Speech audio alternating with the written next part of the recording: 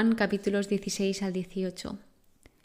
Empiezo con una pregunta ahí ya de primeras, y es que ¿cuántas de las cosas que dices acabas haciendo?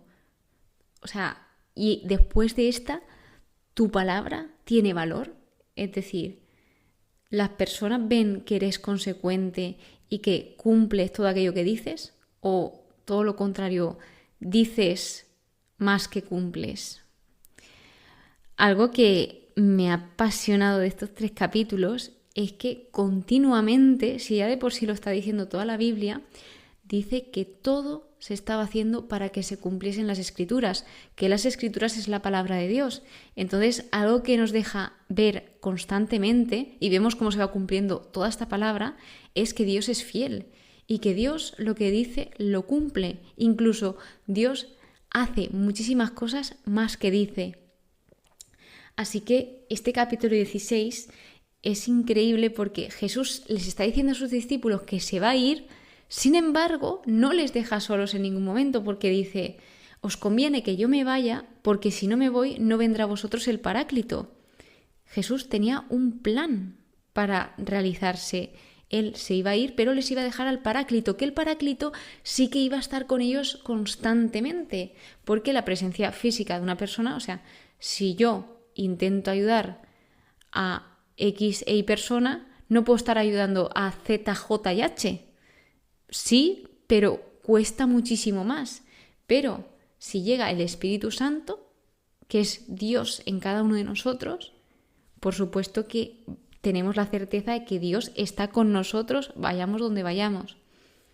Así que, pues vemos cómo les va explicando lo que iba a suceder, de que cuando viniese le mostraría al mundo en qué está el pecado, que era en que no creían en él, en Jesús, en la justicia, que se va al Padre y no le iban a ver más, y por último la condena, en qué está la condena, en que el príncipe de este mundo ya lo está, que está condenado, refiriéndose al poder que él va a tener sobre el diablo, sobre el maligno, de que va a ganar, va a superar a la muerte, a vencerla. Esa es la palabra. Y les dice, os guiará a la verdad completa.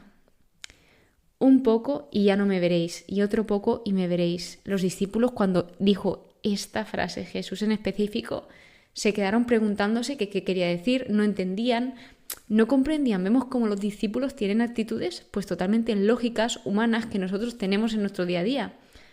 Así que Jesús les pone un ejemplo de una mujer de parto. Una mujer cuando está de parto está angustiada porque ha llegado su hora. En cambio, cuando da luz, ni se acuerda de esa angustia, de esa alegría, porque ha nacido un hombre en el mundo. Y les dice que eso iba a suceder, que su tristeza se iba a convertir en alegría.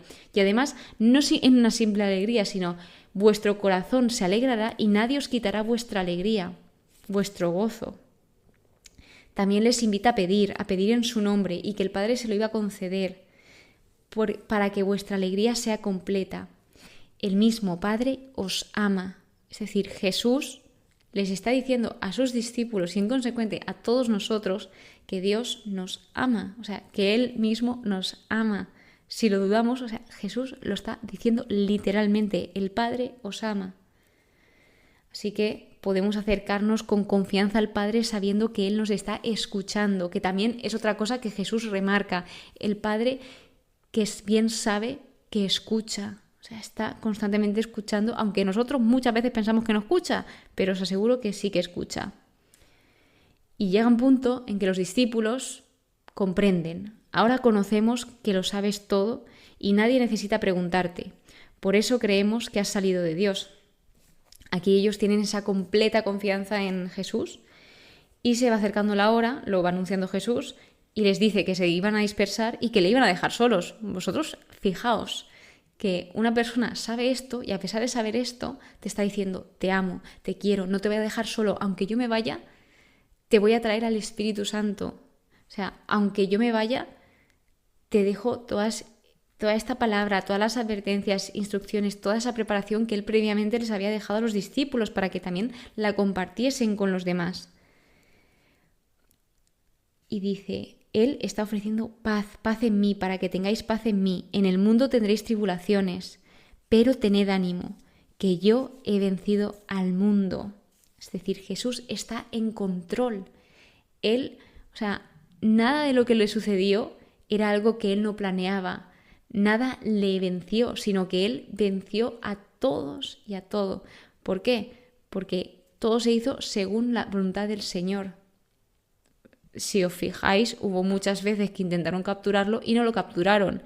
Y en este momento llega ya cuando se entrega él mismo, porque es la hora. Todo en control.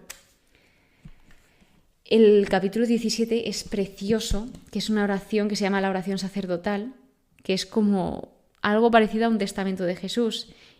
Y en los estudios dicen que es la mejor oración registrada en la Biblia y que es una oportunidad única para ver la naturaleza y el corazón de Jesús. Es precioso porque se titula Jesús ruega por sí mismo, pero sin embargo, aunque indique esto, y sí que es verdad que pide por él, en primer lugar siempre pone a su Padre para que se glorifique tu nombre. En todo momento pone al Padre por delante y deja claro que él quiere hacer lo que el Padre quiera que haga. Y otra cosa que como que me he dado más cuenta es que dice, la vida eterna es que te conozcan a ti, el único Dios verdadero, y al que tú has enviado, Jesucristo. Por lo que la vida eterna no es cuando morimos, sino la vida eterna es aquí y ahora. Dice, que te conozcan a ti, el único Dios verdadero, y al que tú has enviado, Jesucristo.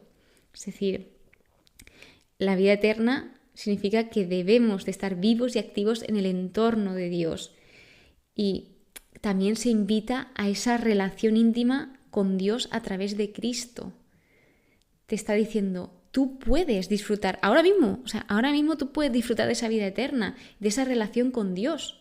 Pero eso ya depende de cada uno, porque cada uno tenemos una libertad y de nosotros depende decir, pues sí, quiero esa vida eterna o no, la rechazo. Antes de existir el mundo, antes de la creación del mundo, ya me amabas. Jesús ruega por sus discípulos, que les dice que son como aquellos que el Padre les había confiado, pues son tuyos. Que justamente el salmo que se ha leído en la Eucaristía de hoy es el Señor nos hizo y somos suyos, del Salmo 99, versículo 3. Y así es. Son los hombres que escogiste y me confiaste y han aceptado tus enseñanzas. Jesús les está hablando de sus discípulos a Dios. Entonces los encomienda en oración y sigue diciendo, todo lo mío es tuyo y lo tuyo mío, y yo he sido glorificado en ellos. Padre Santo, guarda con tu poder a los que me has confiado, para que sean, como nosotros, una sola cosa.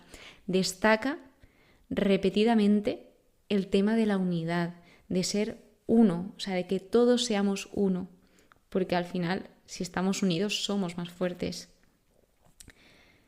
Habla de que los discípulos habían sido guardados y protegidos y que ninguno se perdió, exceptuando uno, que ese uno fue Judas, pero lo vuelvo a decir, y ese uno se perdió para que se cumpliera la Escritura. Porque debía de ser así. Y Jesús lo que quiere constantemente es que tengan plenitud de su alegría, de su gozo.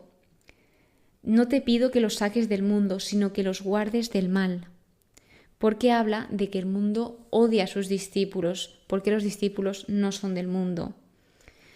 A lo que se nos llama es a vivir en el mundo sin ser del mundo. Y ponía como una imagen de el barco en el océano, ¿no? De que el barco está en el océano, pero no hay que permitir que el océano esté en el barco. Conságralos en la verdad. Tu palabra es la verdad. Jesús está admitiendo y dando testimonio de que la palabra de Dios es cierta, es verdadera, es verídica. Y conságralos significa, también puede decirse santifícalos, que es ser apartados para el uso y gozo especial de Dios. Seguido de esto viene algo que no me esperaba para nada, y seguramente tú tampoco, pero ni me lo podía imaginar. Y es que Jesús rezaba por ti, oraba por ti, incluso antes de que tú existieses. Jesús ruega por los que creerán en Él, ruega por las generaciones futuras. Jesús, obviamente, pues sigue orando, pero cuando estuvo físicamente aquí en el mundo, Él oró por ti, por mí, por todos aquellos que creerán en Él, por las generaciones futuras. yo en ellos y tú en mí, para que sean perfectos en la unidad. Los amas a ellos como a mí. O sea, vemos cómo ese deseo de Jesús es que todos fuesen guardados, santificados y unificados sobre todo, para que el amor que tú me tienes esté en ellos y yo también esté con ellos. O sea, está concluyendo, mejor dicho, con el gran secreto de la vida cristiana, que es Jesús y su amor morando en el creyente, el amor de Dios habitando en cada uno de nosotros. Y es eso, o sea, es que Dios es amor y Dios te muestra con palabras también, pero con actos, cómo te ama día a día. O sea, hoy es un milagro, ayer también lo fue y mañana será un milagro. O sea, todos los días están llenos de milagros. Te puedes levantar en tu cama. Ahora mismo estás escuchando esto, que para escuchar esto debes de tener algunos recursos, por lo menos internet, un móvil, un ordenador. O sea, gracias Señor por tener un plato en la mesa. Por último, el capítulo 18 es el que da paso a la pasión y triunfo y empieza con el prendimiento de Jesús, donde Judas conocía el lugar donde Jesús iba y el que Jesús frecuentaba.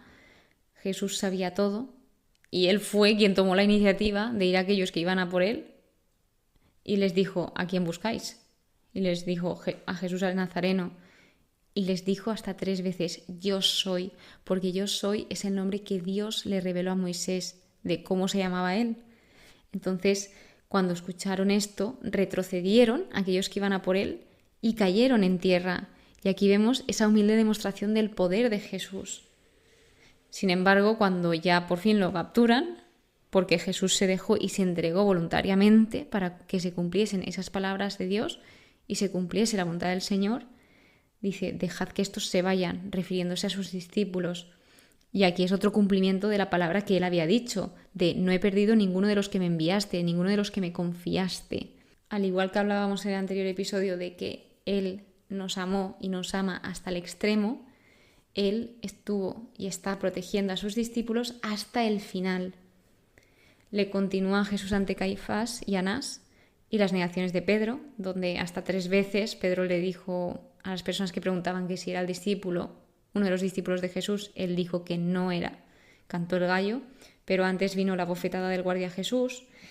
Antes de esto vemos como las protecciones legales básicas para los acusados bajo la ley judía no se siguieron para el juicio de Jesús.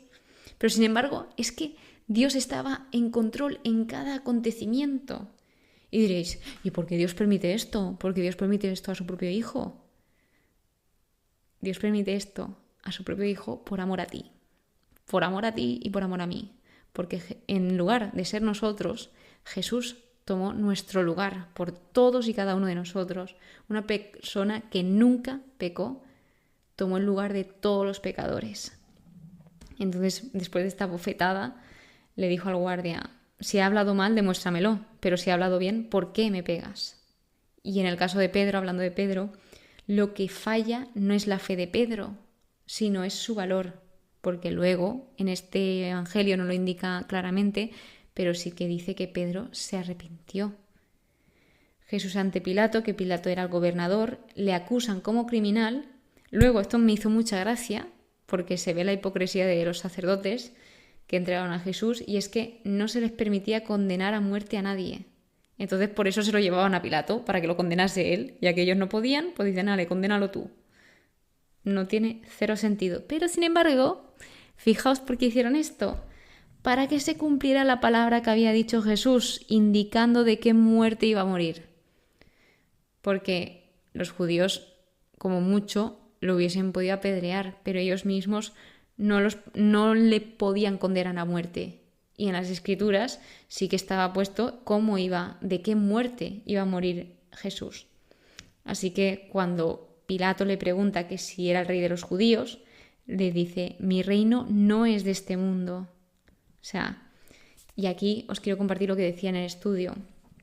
La clave para vivir en el reino de Jesús no está en querer mandar sobre otros o sobre cosas, sino en ser completamente gobernados por Dios. Es totalmente diferente al reino que se pensaba Pilato. Dice, este es un punto crucial. Mientras que la política humana está basada en la premisa de que la sociedad debe cambiar para que la gente cambie, en la política del reino es la gente la que debe cambiar para cambiar la sociedad. Al final, si queremos cambiar algo, la primera persona que debemos de cambiar es a nosotros. Porque si nosotros no damos ejemplos, ¿cómo vamos a hacer que los demás cambien? Es imposible, prácticamente. A lo que Jesús ya le dice, tú lo dices, yo soy rey, yo para eso nací y para eso he venido al mundo, para dar testimonio de la verdad. Todo el que es de la verdad escucha mi voz. Le pregunta Pilato, ¿y qué es la verdad? Aunque no esperaba ninguna respuesta, porque luego dijo a continuación, no encuentro en él ninguna culpa, lo declara inocente, pregunta al pueblo que si lo suelta, le dicen, no, suelta a Barrabás, que Barrabás sí que era un auténtico bandido. Y fijaos en la pregunta que le dice, ¿y qué es la verdad? Le está preguntando qué es la verdad a la verdad en persona, a la verdad encarnada, que es él mismo, es Jesús. Para finalizar, me encantaría leeros otra cosa que he destacado en el estudio, y es que pues Jesús constantemente en toda su vida fue humilde. Y dice, Jesús nació como un humilde bebé, sin embargo fue anunciado por ángeles. Fue acostado en un pesebre, sin embargo fue anunciado por una estrella. Fue sometido al bautismo, pero luego escuchó la voz divina de la aprobación. Durmió cuando estaba exhausto, pero se despertó para calmar la tormenta. Jesús lloró ante la tumba, pero después llamó al muerto a la vida. Se sometió a los soldados que lo arrestaban, después proclamó su majestad y los derribó. Jesús murió en la cruz, pero en ella venció al pecado, a la muerte y a Satanás. Así es, pues ojalá aprendamos de Dios y ojalá tomemos ejemplo de Jesús, que él mismo se hizo hombre, o sea, Dios hecho hombre, para estar entre nosotros y para enseñarnos y darnos ejemplo de lo que realmente es el amor verdadero.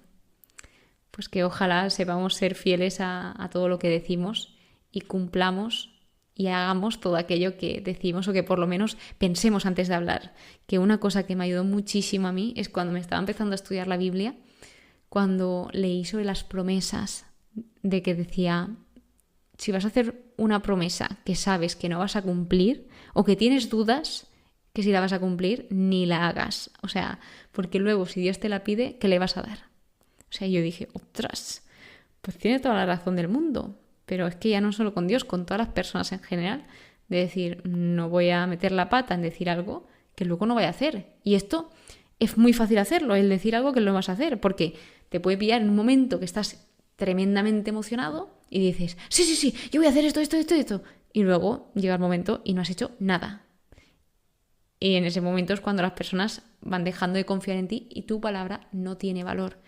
Así que ojalá seamos consecuentes y cumplamos lo que decimos para que nuestra palabra tenga valor y confíen en nosotros. Y de nuevo, el mejor ejemplo es Dios, porque Dios es fiel y Dios cumple todo aquello que dice. Muchísimas gracias por estar aquí, muchísimas gracias por escucharme. Espero que pases muy, pero que muy buen día y que Dios te bendiga.